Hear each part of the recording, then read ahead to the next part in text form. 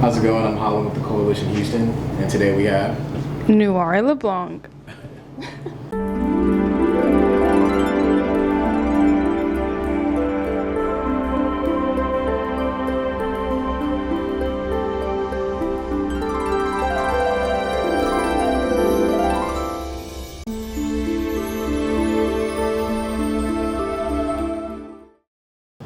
So what do you do? So, I do a lot of things. To start, I'm a multidisciplinary artist. I'm a metalsmith first, and I used to do 2D art, but I also do crystal collecting. I also do crystal grids. I also do a multitude of things. So, yes, I wear many hats. Metalsmithing is like what would that be?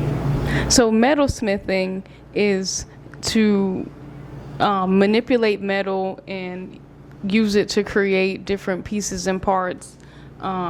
With metalsmithing, you basically, so there's the difference between cold connections and hot connections. So the work that I do usually uses cold connections, and I basically use a weaving technique and wire wrapping to create bezels, and basically it's a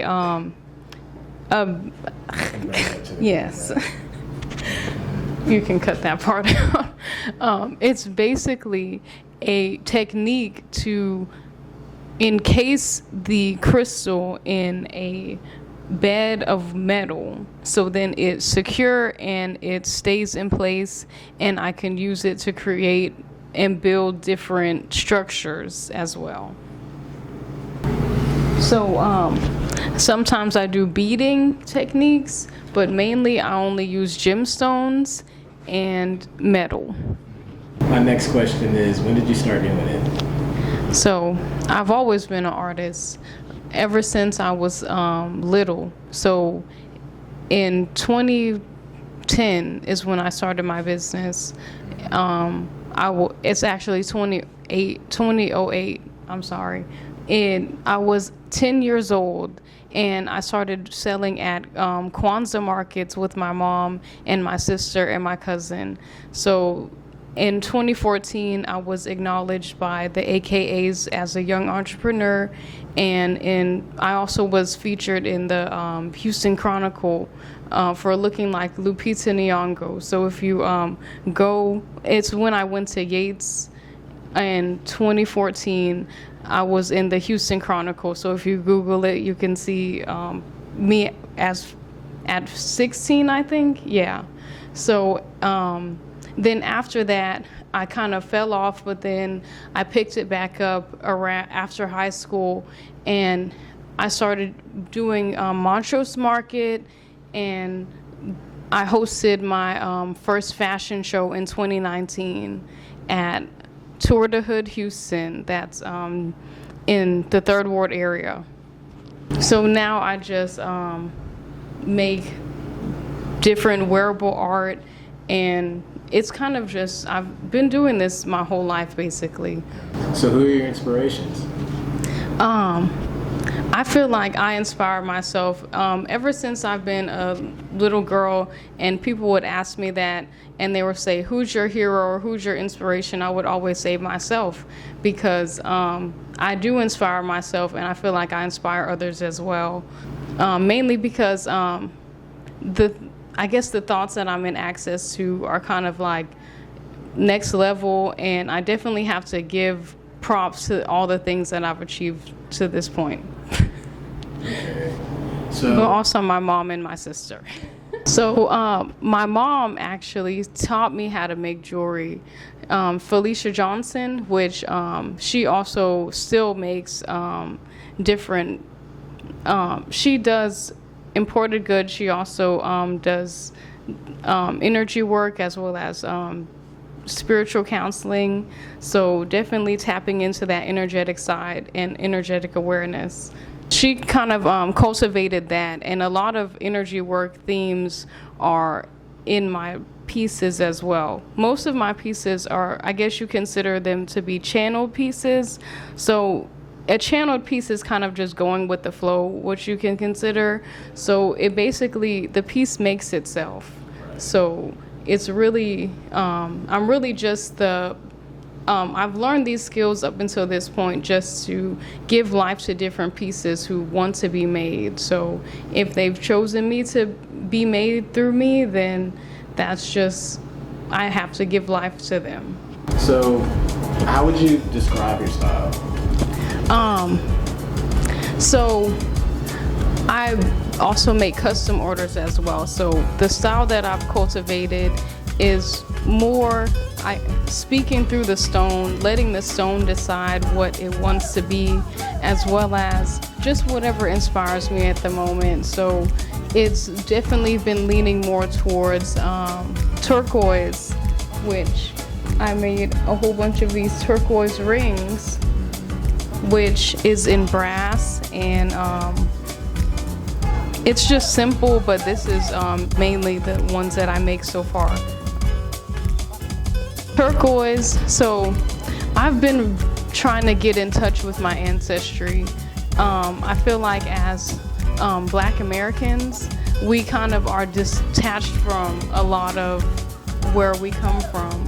So I was doing a lot of ancestral work and trying to find like where my roots are. So on my mom's side, she is connected to the Mattapony tribe because her dad, William Bird Johnson, his mom was a direct descendant from there, and my grandmother, Alberta Johnson, she also has family in Florida, as well as the Gullah Geechee people. So just honoring those sides of myself. And also on my dad's side, Le'Blanc, we're Creole, so just honoring the Native American side, and that was just something that I wanted to do by using turquoise, because turquoise is a valuable stone and it's also a metaphysical stone as well. It helps you connect to your intuition, so I just gravitated towards that stone. That's basically been, I guess, the themes of my work now. I really like turquoise, and it's just a nice stone to have. So what I gather is that you feel like where your art comes from is more of an energetic, possibly spiritual aspect. Yes. I want to detail a little bit about that. So my whole life, I've basically grown up in an untraditional spiritual background. My grandmother was heavily Christian, and my mom was kind of non-traditional spiritualist. She basically honors the forces of nature through ancient systems, and that's basically been my background. So just honoring all sides of myself now, because as an adult, I guess, growing up, I also have 2 little boys, Ajay and Musa. Shout out to you. They also inspire me as well to figure out like where I actually come from, and just honoring that part of myself, and for them, so then they can actually be actualized as people in the world, and know where they come from, and honor all parts of themselves, and be aware and have a good example of how to kind of honor where you come from, because we have to honor the people before us, because we wouldn't be here if it wasn't for them. So what do you think about Houston's art scene, and what do you think? So I guess you're not gonna like what I'm gonna say. So I think the Houston art scene definitely needs a refresher. It's very cliquish, and there definitely needs to be a lot more open doors for the people who are starting off. It's kind of a monopoly on the different scenes. There's a lot of separation by clout versus this and that. So it's a lot of gatekeepers. And also, that's one thing that I'm doing, is trying to break the mold and create my own opportunities. There's always an application wall or a paywall or some type of, oh, if you know this person, that person. If you're an artist, you have to honor the art and expression that you're able to have access to. So you shouldn't let the Houston scene stop you from pursuing the depths of your artistic expression. So one thing, travel if you can. The Houston art scene is almost dead, but you don't have to die with it.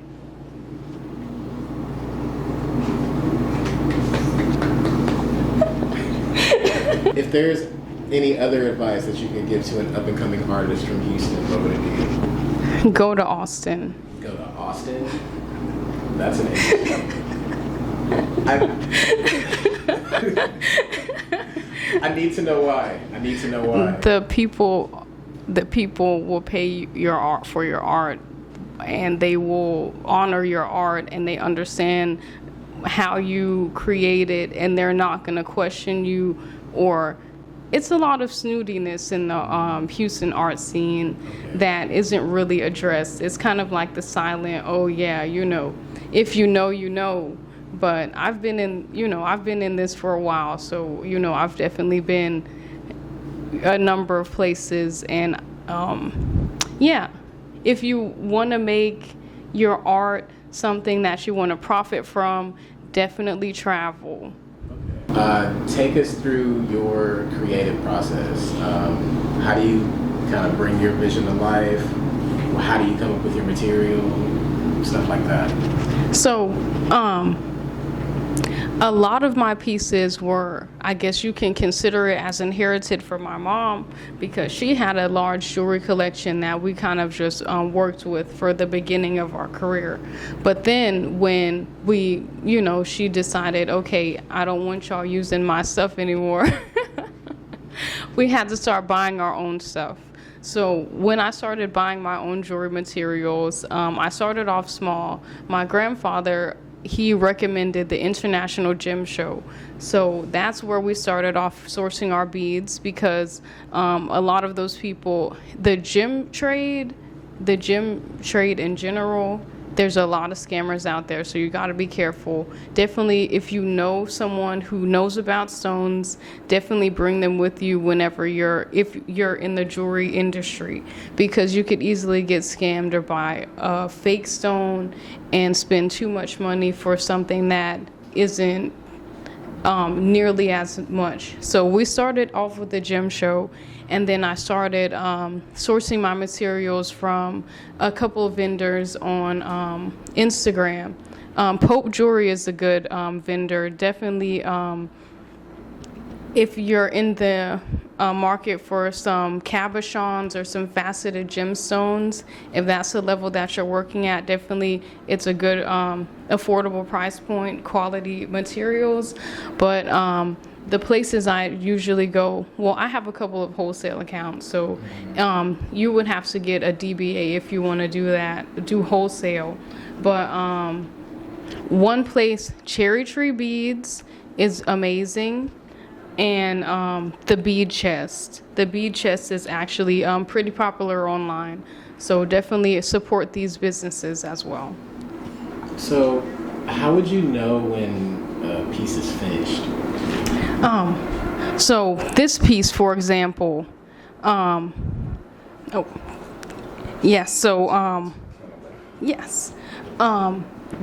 is a 5-point braided fishtail. Many people would consider that to be done. To me, it's a piece of a part. So in my creative process, I make different pieces and parts, and I decide if they go together or not, or if they need to be dismantled, because a piece is never really done. It's just, if you're in sales, then the customer decides when it's done. So every part of your process, you should share every single part of your process, because you never know which part of the process that someone will want to buy in at. And if you have the skills, you can always make it again. So definitely don't be afraid to show your unfinished work, because you could think about it for years and years and years. And you kind of like put yourself in a cage when, you know, a person who is from the outside looking in could really appreciate your what you would consider undone work. So definitely share your process. Would you mind showing us a little bit of your favorite work? Well, so this copper, so this copper braid, this is a copper braid, and this is a part of the fishtail. Oh, am I supposed to? This is part of the fishtail series that I'm working on.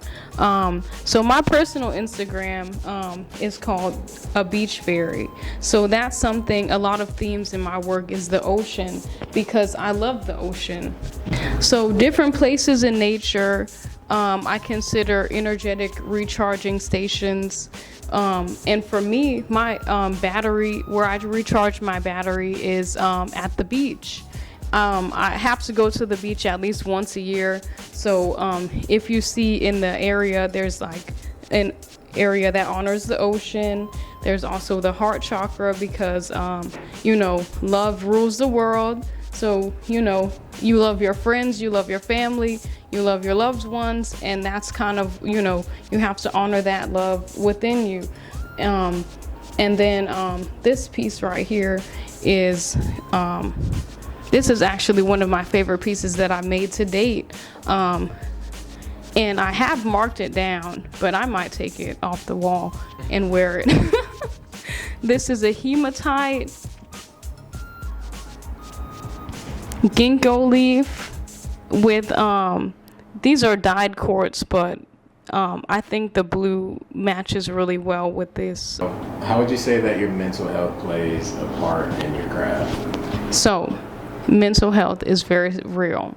As a mother of two and just a participating member in society, it's definitely something that's a big thing. Definitely, I regularly check in with myself, because whenever I'm not in a good state of mind, I can't create, or vice versa. So it's like I have to honor these expressions, because as a creative person, you have to express yourself, or then you're gonna sit on that energy, and then it's gonna build up, and then you're gonna create. Because you're creative, you're gonna create different creative ways of destructing your life if you don't address your expression, if you don't express yourself. So that's something that I try to honor in myself, is writing. I also write poetry and things like that. I haven't written poetry in a while, so I don't have anything to share on that, but definitely keeping up with these artistic disciplines is how you balance that, because you have to make sure that you're showing up for yourself as a creative being, as well as, and because your creativity is what fuels your life. It's energetic expression, and if you're holding in a lot of energy, then that's creating blockages within your life. So definitely creating flow and getting those pieces out. Do you feel like, you know, being political is necessary, or do you feel like you have, it's your duty as an artist to speak out? Yes. So art is political, because it's not really supposed to have a space, because it's not a necessity. It's not like food or clothing. It's just something that creates beauty, or creates a different world, or kind of takes your mind out of the rat race. So if you don't want to be caught in the bubble that the media is trying to create around you, definitely stop and take a look around your environment. And art is kind of a way for you to kind of sit still in your mind. So, you know, you don't have to be plugged into some type of conglomerate that doesn't really serve you or honor you as a person. And we're people first. So definitely try to give back to your community, try to show up for your neighbors, try to see people as people, because if you get caught up in the madness, then you could be contributing to a lot of dehumanizing things going on, and you don't want to get caught up in the madness. So definitely show up for your community. So how do you happen to deal with criticism, and what's the difference between that and how you deal with praise? So everybody is going to have something to say. It's either they have something to say out of love or contempt, but it's whatever, even if it's good advice, it's whatever you decide to do with that. Always make sure you either take it in, because it is a way to look at something or that you're not getting or you're missing, but also there's a difference between just people saying something and someone who actually sees you and is trying to help you grow. My favorite artist right now is my husband Prana, because he drew me up there. So he always says that I'm doing an amazing job. Shout out to Prana. Shout out to Prana. So if you happen to have any messages for upcoming artists, what would that be? Keep going. Even if no one else shows up with you, you have a vision that you need to honor. Everyone has their own individual path, their own individual journey that they need to show up for every day. No one's going to do what you need to do. So even if it takes years, you have to honor what you came here to do in this world, because everyone has a mission and everyone has a purpose here. And don't get caught up in what other people think about your path, because if I let people stop me from making jewelry when they didn't like my stuff, then I wouldn't be here right now. So do you. I like that. Any upcoming projects? Well,